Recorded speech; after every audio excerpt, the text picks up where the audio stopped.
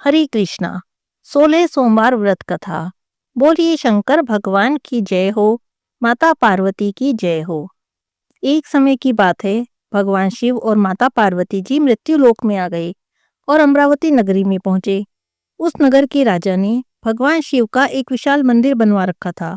भगवान शिव और माता पार्वती उसी मंदिर में रहने लगे।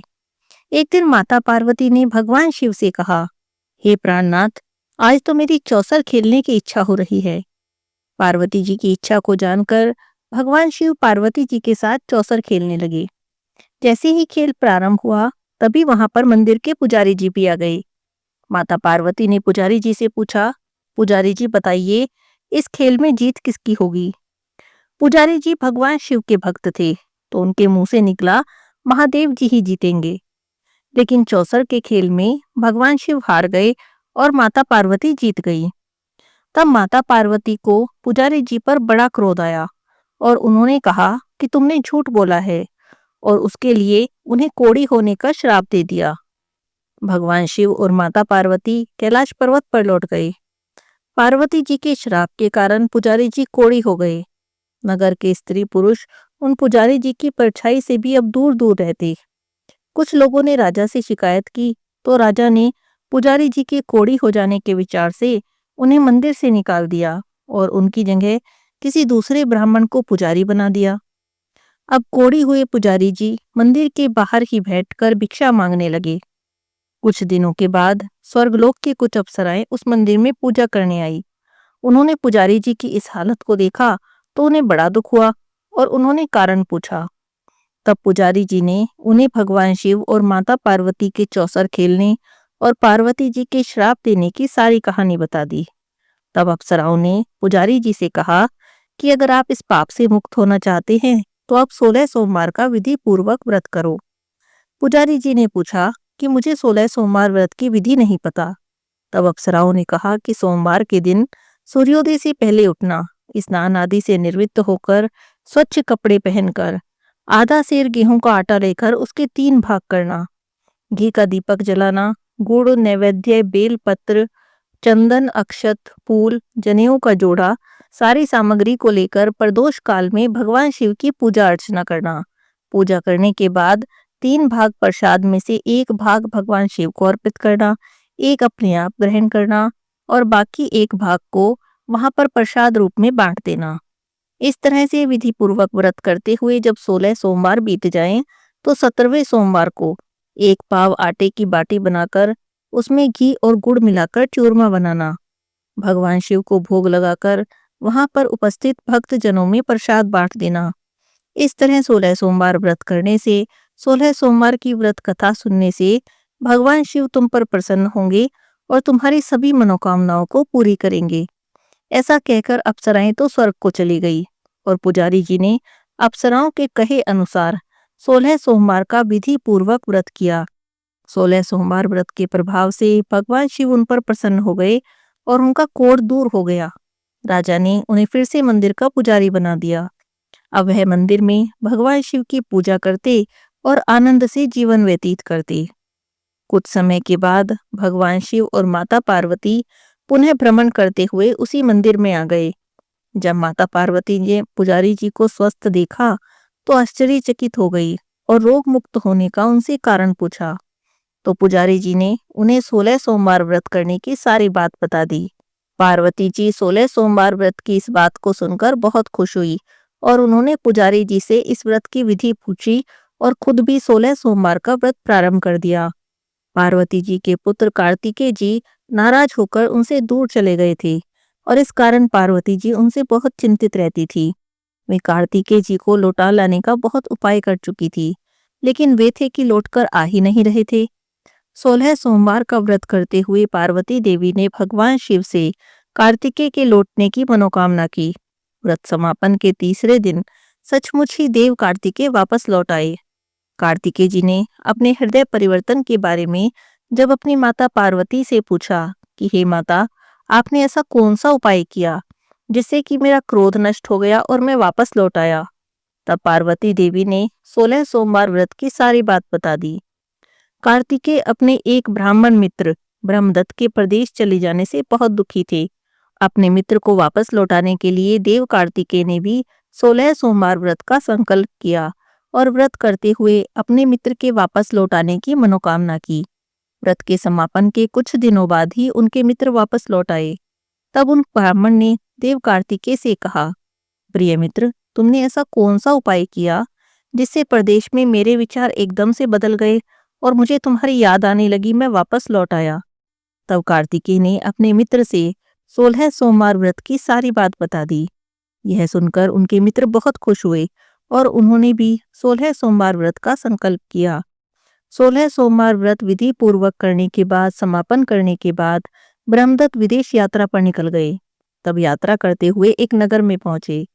वहां नगर के राजा ने अपनी बेटी के स्वयंवर का आयोजन किया था और प्रतिज्ञा कर रखी थी कि एक हथिनी यह माला जिसके गले में डाल देगी, वह अपनी पुत्री का विवाह उसी से करेंगे।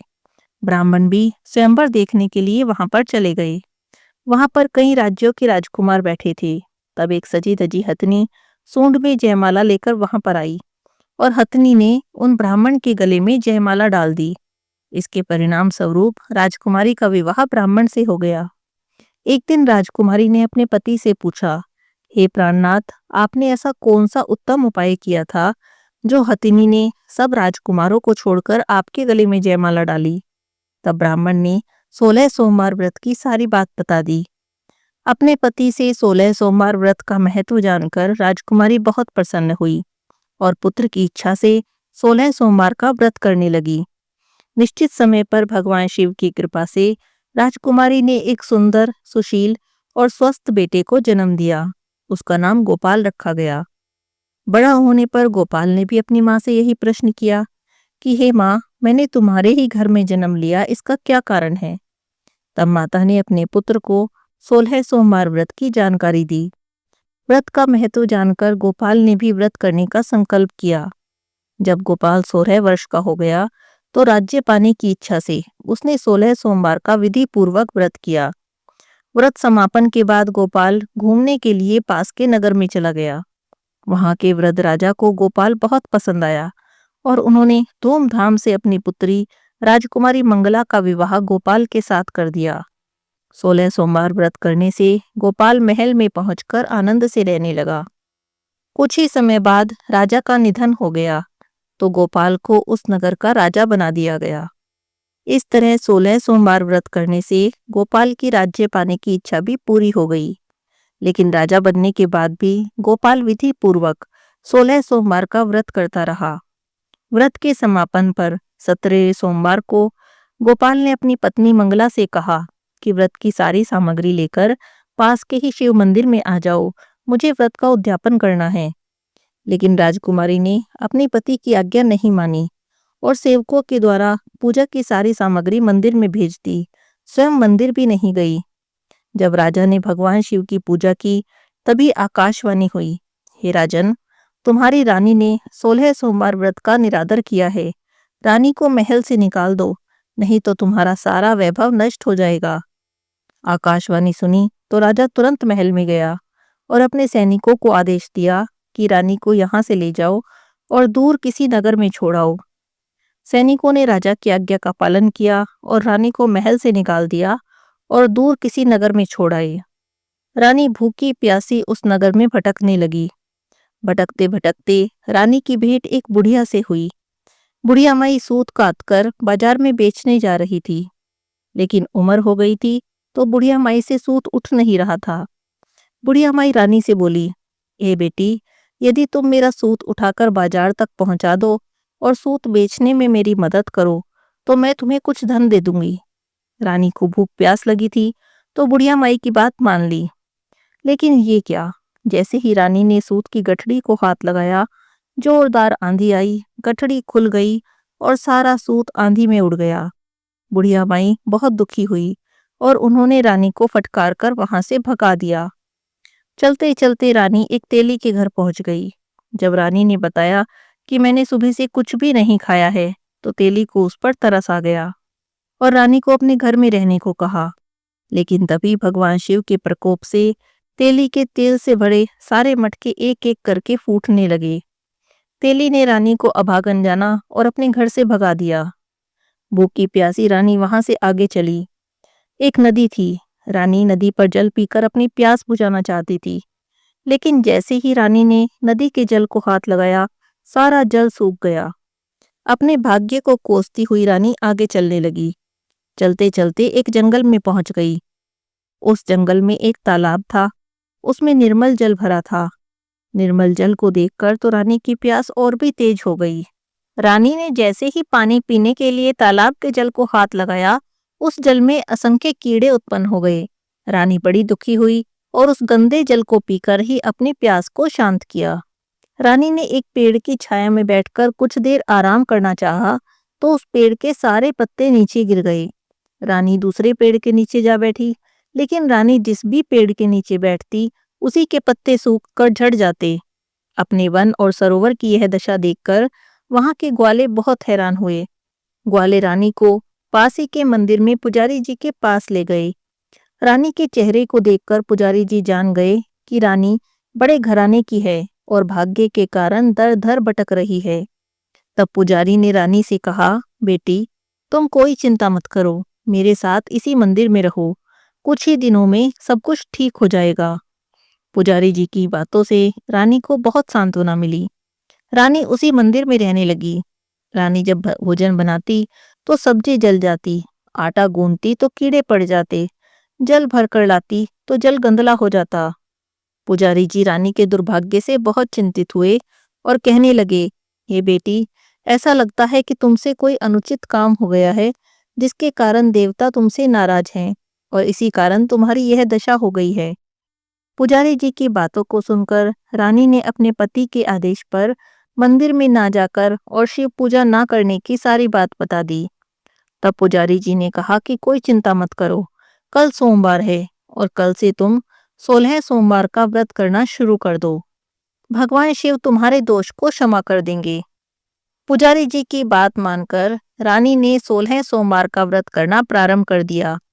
रानी सोमवार का व्रत करती, भगवान शिव का विधिवत पूजा करती और व्रत कथा सुनती। रानी ने 17वें सोमवार को विधि पूर्वक व्रत का समापन किया। उधर राजा के मन में रानी की याद आने लगी। राजा ने अपने सैनिकों से रानी को ढूंढ कर लाने को कहा। रानी को ढूंढते ढूंढते सैनिक मंदिर में पहुंच गए। वहां पर आकर उन्होंने रानी को पहचान लिया और लौटकर चलने को कहा, लेकिन पुजारी जी ने रानी को भेजने से मना कर दिया। सैनिक निराश होकर वापस लौट गए और राजा को सारी बात बताई। अब राजा स्वयं मंदिर में पुजारी जी के पास आए और रानी को महल से निकालने का सारा कारण पुजारी जी से कहा। पुजारी जी से क्षमा मांगी। तब पुजारी जी ने राजा से कहा, यह सब भगवान शिव का प्रकोप था, और इतना कहकर उन्होंने रानी को राजा के साथ विदा कर दिया। राजा के साथ रानी महल में पहुंच गई। महल में बहुत खुशियां मनाई गई। पूरे नगर को सजाया गया। राजा ने ब्राह्मणों को अन्न, वस्त्र और धन का दान दिया। सभी निर्धनों को वस्त्र बांटे गए। रानी 16 सोमवार का व्रत करते हुए महल में आनंद से रहने लगी। भगवान शिव की कृपा से उनके जीवन में सुख ही सुख भर गया। 16 सोमवार व्रत करने और कथा सुनने से मनुष्य की सभी मनोकामनाएं पूरी हो जाती हैं और उनके जीवन में किसी भी तरह की कोई कमी नहीं रहती।